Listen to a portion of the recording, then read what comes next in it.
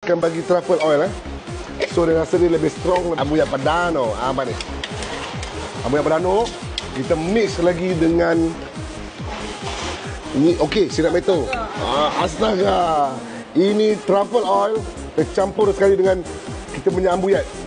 Okey, untuk pengetahuan, tiap mac and cheese di Brunei kita akan bagi truffle oil so dia rasa dia lebih strong, lebih hard. Tercampur dengan cheese 5 beradik. Ya, ambuyat cheese. Nampak ni. Pertama di Brunei, pertama di dunia, pertama di dunia. Dunia apa kali? Well, mestilah ada bro. Khas untuk orang Brunei. Kalau ada berdengung, jangan berpangai. Okey. Kita bakar, kita cairkan ambuyat ni sikit. Pasal banyak. Okey. Kita bakar ambuyat kita dengan grana padano cheese kita. Kita makan kita rasa. Balik. Ambuyat dia lebih strong, lebih hard. Ambuyat pertama.